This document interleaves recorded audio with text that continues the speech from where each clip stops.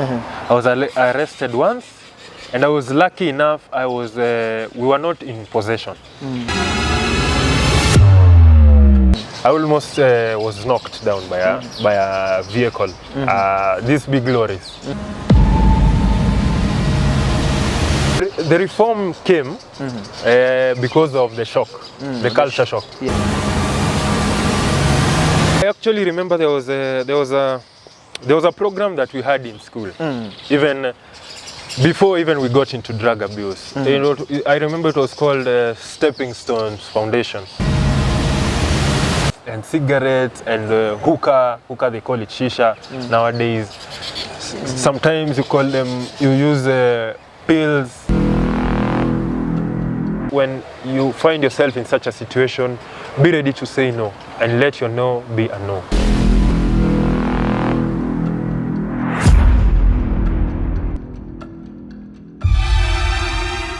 Popote ulipo mpenzi mtazamaji, ni furaha iliyoje kwamba mara nyingine tena tunaungana ndani ya kituo cha Joy and Hope. Ni kituo ambacho tumekuhakikishia kukuletea masuala ambayo yanaibuka na vile vile tunakuletea hadithi tofauti. Zaidi ya yote, mpenzi mtazamaji wa kwetu, tunahakikisha kwamba unakuwa hosted kama wanavyosema Waingereza, yani unapata huduma zote katika njia barabara tena sana. Ni furaha iliyoje kwamba siku ya leo tumeweza kupata nafasi ya kipekee ndani ya hoteli ya Samaritan almaarufu kama Samaritan Cafe. Mpenzi mtazamaji wa kwangu, labda nikukumbushe tu kwamba mala hapa unapata the very delicious food kama wanavyosema, yani ukihitaji chakula kama vile nyama ya mbuzi, wengine wanasema kwamba nyamchom, ukihitaji pilau, ukihitaji ugali, chakula za Kiafrika, basi utapata hapa kwa bei nafuu. Kitu ambacho kinapendeza sana ni kwamba wahudumu mahala hapa wanakushughulikia kwa utaratibu na tena katika njia iliyoboreka zaidi. Naomba upate kugusa ile subscription button, subscribe ili kwamba tupate kukua pamoja. Share to family, friends and relative, manake siku ya leo ndani ya kipindi Vijana na Burudani utajifunza mengi na kikweli itakuwa ya msaada kwako. Karibu sana, tupate kuandamana nawe kutokea sasa hadi tamati. Hayawi mwishowe huwa tayari imeshakuwa. Na siku ya leo kumbuka kwamba ndani ya kipindi Vijana na Burudani, kipindi ambacho tumekuhakikishia kuweza kukuletea masuala yote yanayomhusu kijana, hasa wewe kama kijana pale, kipindi hiki kinakuhusu. Wewe kama mzazi, kipindi hiki kinakuhusu kwa sababu yale ambayo tunaenda kujifunza ni mambo ambayo tunaathirika ndani, ni mambo ambayo tunakutana nayo, na siku ya leo tutakuwa tunashughulikia swala nyeti sana, swala la matumizi ya mihadarati, ukipenda drug abuse. Na siku ya leo nipo na my brother, karibu sana ndani ya studio za kwetu. Nimeshukuru sana. How are you doing? I'm doing great. Uko poa? Niko salama sana. Naweza kutizama labda tu kwa faida ya mtazamaji ajue wewe ni nani, unatokea sehemu gani? Kweli. Kwanza kabisa ningependa kushukuru kwa kunialika. Na mimi naitwa Edgar Muga. Edgar Omondi Muga, natoka katika county ya Siaya. Siaya County. Siaya County. Ukizungumzia Siaya County nakumbuka watu kama vile James Orengo, wako Jakoyo Midio. Kabisa. Exactly, wako wengi. Na natoka Maliera, yes. Ya Sirandu hapo utanipata. Wow. Yes. Labda tuseme sasa unatoka kwa familia ya nani au sehemu gani, kama ungependa kuweza kushare that? Kweli ningependa kusema kwamba mimi ni kijana wa pili katika familia ya watu 6. Wow. Mimi nakushinda. Mimi ni wa 10 kwa familia ya watu 10. Baraka kweli, si ndio? Kweli, na mimi ni wa pili. Na wazazi wangu ni Mr. Julius Onyango Muga. Na mama ni Karen Awor Awili. Wow. Now sasa hebu tuzungumzie kidogo, sasa umetoka katika ile familia pale chini. Kweli. How do you feel to be called one of the Muga's family? Well, kwa kweli naweza sema ya kwamba familia yetu ni familia ya Kikristo. We have been brought up in a family where it's a Christian setting. Wow. Yes. So having good role models for our lives is an advantage for most of us. Wow. Yeah. Unajua umeguza kitu ambacho ni muhimu sana, sema kwamba having good morals is actually a blessing. Wow. Yes. Now, Kuna wakati huu ambao sasa wewe unaanza kukua sasa, tunataka turudi nyuma kabisa ili kwamba sasa mtazamaji wangu apate kuelewa vizuri tunavyosafiri katika mashua hili. Sasa hebu tugusie maisha yako ya utotoni kidogo. Maisha ya utotoni, nimezaliwa Rangala. Rangala nakumbuka kuna Rangala boys, Rangala girls pia. A very good environment. Yes. And it's a cultural setting. So I was brought up in a Luo background. Yes. And I'm very grateful to have experienced the Luo cultures and traditions. And growing up, I've gone through many schools. I'd say they have actually been good schools, primary, secondary, to the point I got to tertiary education, which was a university. So my life has been great.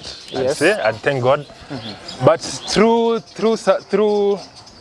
the challenges and mambo yakosekani. Kama kijana lazima upate kupitia hapa, unapitia kwa pit hole, lakini kidogo unajaribu kuweza kujitoa. Exactly. So I'd like to say that by the grace of God I survived. So I'm a drug and substance abuse survivor. Oh, you are drug and substance abuse survivor. It means kwamba kuna wakati you used something that it alters the normal function of your body. The normal function of your body and your judgment as well. Take us through. How did you engage yourself with drug abuse? Well, I'd like to say that at the beginning, basically, it was just experiments. Experiments and misplaced priorities as well. So when we were in secondary school, yes, we started out with a group of friends.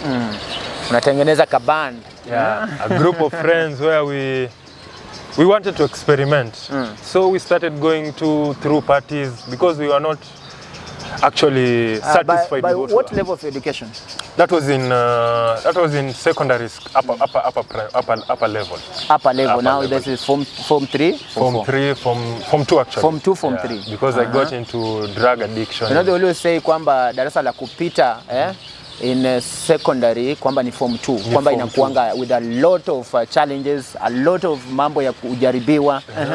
Now okay, unajua umetupitisha kidogo, unatueleza kwamba you get yourself in a drug abuse kwa sababu ya kagrupa. How did you come to notice this group? Well, I'd like to say that it's basically groups of friends where you actually meet in clubs. Okay, clubs and parties. You know, at home when you come back for the holidays. So you find a friend who lives at the same location, or you know, people who you study in the same school but you live around the same setting. At that time we were living in Umoja. So like when you have a holiday break, then you know, misplaced priorities. You go for events, these small events. Yes. Now that because you know it's very expensive kuweza kushughulikia masuala hayo, and maybe tell us a little bit about the financial stability of the group members. Okay, the financial stability of the group members was not really that stable at that particular time because we were just school students. So we'd come, we'd converge as groups, and we called it a kitty. So we'd form kitties for buying drugs. So our pocket money, we'd use it. At the end of the time, when people are using their pocket money for clothes, us we'd come with our pocket money, we put it together, then we'd go and form parties, house parties. Yes. Maybe explain to us, how do you acquire those drugs? Because it's against the law. How do you acquire them? Well, I'd say that maybe utuambie tu kwamba unaenda hivi unapata that one. Okay, generally most of the time, because you know, as a kid, it's not really easy for you to know where they buy them. Yes. But sometimes you would find, actually now technology has advanced, and so that technology has advanced, most of the time these people are just you'd actually find them in social media sites, you know. So, okay, we just like look for them online, then you order, then it gets delivered. When was it? It was around, that was in 2013. 2013. Wow. 2013. Already you are, now by the beginning, tayari ulikuwa addicted ama ilikuwa ile ya kuguza tu? Now addiction started when I joined campus. Yes, addiction started when I joined campus because now I was... Before we get there, we are still in secondary school. Okay, yeah. Have you ever maybe been found or something else? Yeah, actually we actually, there was an accident where we were caught in school using drug abuse, and at that time the villagers were, villagers were also using them. So most of the time you'd get, you just buy from the fence. Yes, you'd buy from the fence. There are many people, because I studied in the parts of Bondo, that side, Usenge, that side. Now, when you are caught, the teachers, what action did they take? Well, we had to be disciplined first of all, because it was thorough discipline, because it was atrocious for us to actually be using drugs in high school. Because if you come to think of it, having the courage to actually carry drugs and ship them to school is something that is outrageous. You know, it's not something that it's in the normal. So it's very abnormal because now in school we have the principles that guide the school and whatever and what you need, you are needed to do in school. But you have gone against that. Now you have started fetching harmful substances in the compound and probably using them for your own benefit. Exactly. Now, when you were caught, did you maybe go through any stigmatization or maybe watu wanakukata? Yeah? That happens a lot. That happens a lot. I'd say even around the society, anybody who uses a drug is always seen as a taboo as well. You get separated from the community because you're either going to influence other people negatively or you're going to cause havoc around people. Yes, you're a danger to the society. So stigmatization, Nico. What was your fame influence? Maybe somebody there you are looking and they say, okay, I want to be like somebody who is using these drugs. And was it any fame influence? Well, it's called the cultural. Yes, there's a lot of influence from I'd say social media, because you see that most people in social media nowadays are using them, and I'd say that the desire to clone a certain lifestyle was the biggest influence in my life. Trying to be like someone else was the greatest disadvantage that I got to experience while I was actually starting out in doing drugs. I'd say I'd used to actually look at the Western culture, most of them, because most states they have been... yeah, when you go in the United States, you see like the likes of Ricky Ross. You see the likes of most secular artists actually. Secular, they've embraced that culture, and it is norm, and it is... It is portrayed as a good drug for consumption, but to my realization, it was contrary to what the idea that I actually got. Okay, by the time you are experiencing drug, maybe you are using drug in secondary, what was your biggest regret that you say, here I missed? Okay, the biggest regret never came like instantly. The biggest regret was when I was supposed to finish campus. When I was supposed to finish campus. Now, let us wait a little bit before we go to the campus. We're still in secondary. Okay. Then you remember that you have a family. There's a time you close your schools for holidays. You go back to the family. Did the family notice this?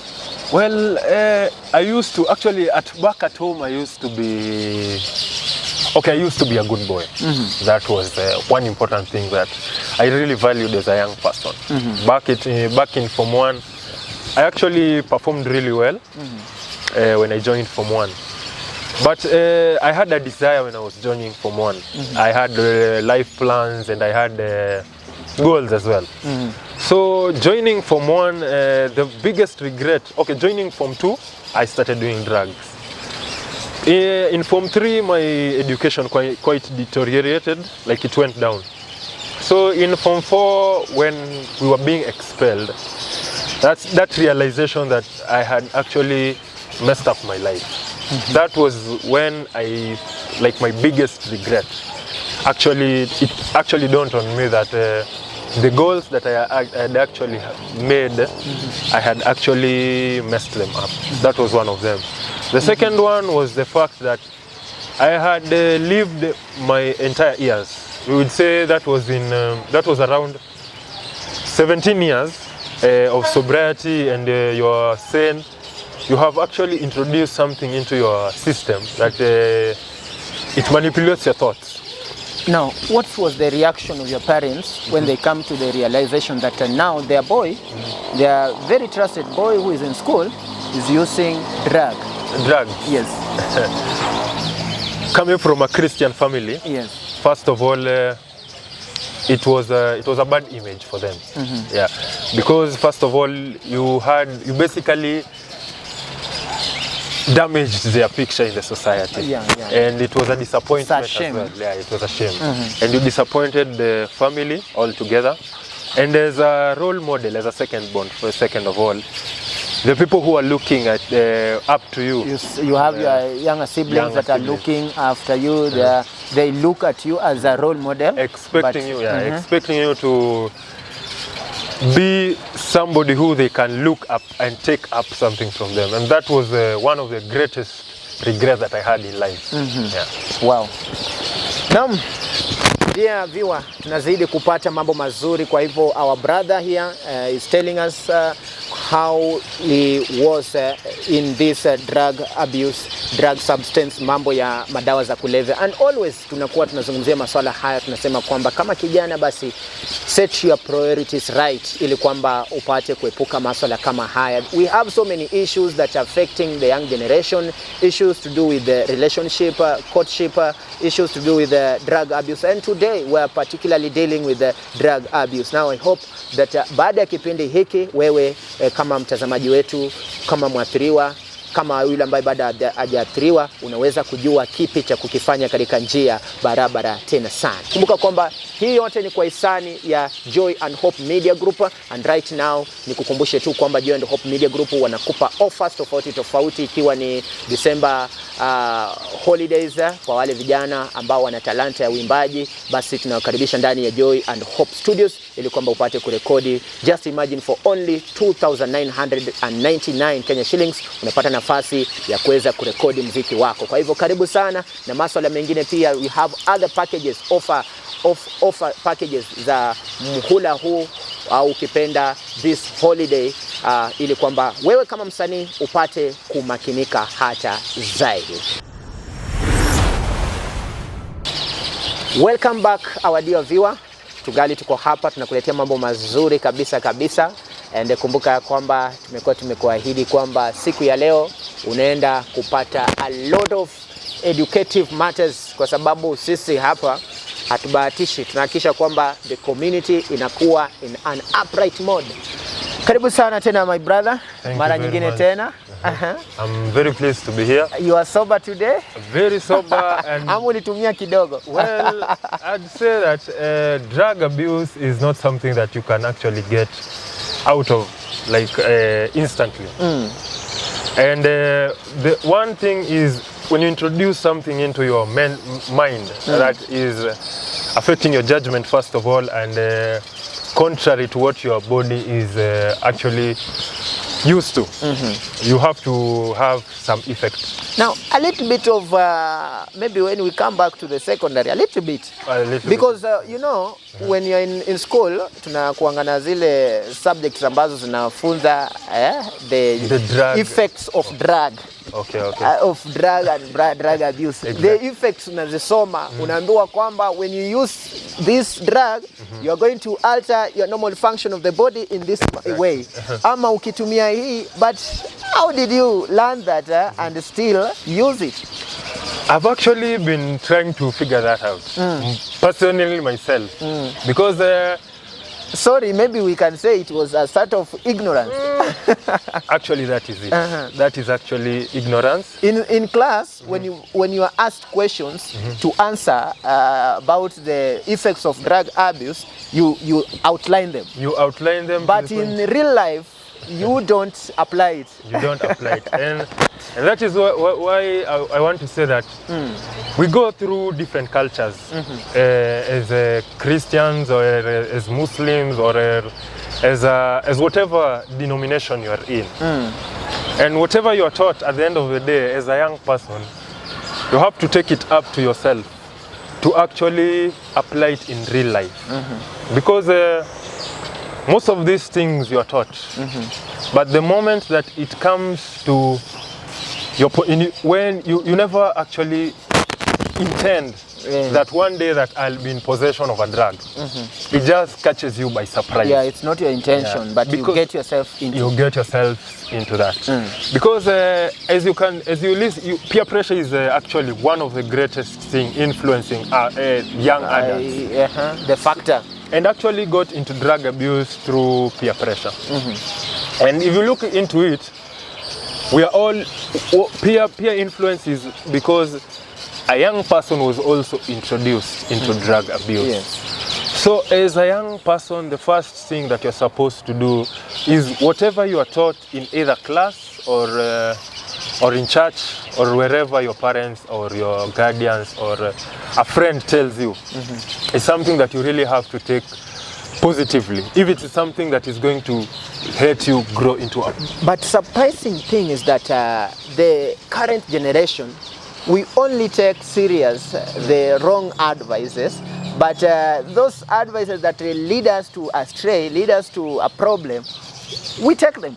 That's a surprising thing, an irony part of it. That is the irony. I actually remember there was a program that we had in school, even before we got into drug abuse. I remember it was called Stepping Stones Foundation, and it was about drugs and substance abuse. Most of our youth, we don't take elder people seriously. Okay, we tend to actually brush off what old people actually, give us, and we don't actually affirm to the fact that these guys have lived. We actually, what I would like to say that when it comes to our generations, we believe that our generation is the right one, and that is one thing that I'd like to tell people, that in substance and abuse advocacy, they have to tell people and educate young kids that the generations that came before us are the reasons to why we have what we have right now. That was the foundation as to why we have technology, and because these guys were in their right minds. So let us not ignore the other generations, because whatever they didn't have is what we have right now. There is something that, but there is a foundation of it, part of it, because it started earlier. It is just evolving to something else bigger. Now, tell us, when you are getting out of secondary school, had you completely reformed, or you had some kind of tamaa ya kutumia? The reform came because of the shock, the culture shock. Yes. Because back at home, in our family, nobody had ever used. I was actually addicted to marijuana, weed, bang, cannabis, sativa. So nobody had ever used cannabis in our family, and nobody had ever used alcohol in our family. So the culture shock and, as you've said, stigma. So it was something that was deserved. Everybody is running out of you. Yeah, and everybody is looking at you. And anybody that doesn't want to associate with you in Yeah. matters to do with the serious, maybe. With seriousness, because you're either going to be a negative influence to the kids or to the relatives or anybody around you. What is that thing that maybe you can remember that you did and you ask yourself, what have I done? What have I done? When you were under influence? Okay, I'd say Is there any incident that you can remember you that said I this did. is wrong, this one was wrong? I remember we were like how busy streets are. So you know you're not in your good judgment. So we'd cross busy streets. And there was this time I was just a little bit lucky. I almost was knocked down by a vehicle, these big lorries. It was just by luck that there was somebody who was also crossing. He couldn't use the bridge. So that was one thing that actually made me shift. It was about to end your life. It was about to end my life. So the boy child has also to be keen as to what they take. You know, as much as the girl child is being supported and there are also boy child being supported, we don't want to take advantage of the different organizations that are coming up to help us in any particular situations that we are in. I'm saying that because when you look at the community, we have so many parties that come together and help a girl child maybe to acquire for that matter zile pads nini nini, yeah? Exactly. But it's very rare to find an organization has come up even in the community. Come back to maybe where you come from, yeah? Where you come from, Siaya County. From Siaya County. Is there an organization that maybe has ever come and said that okay, these boys have been affected with the drug abuse, let us do something for them, let us build a rehabilitation center for them?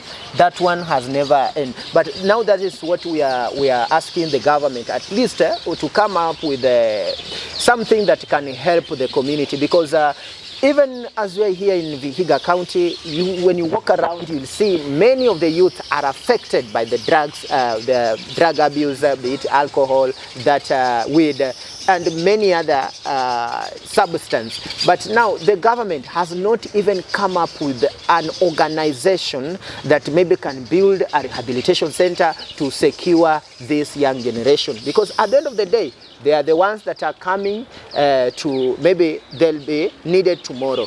And how will you need something or somebody who is already limping?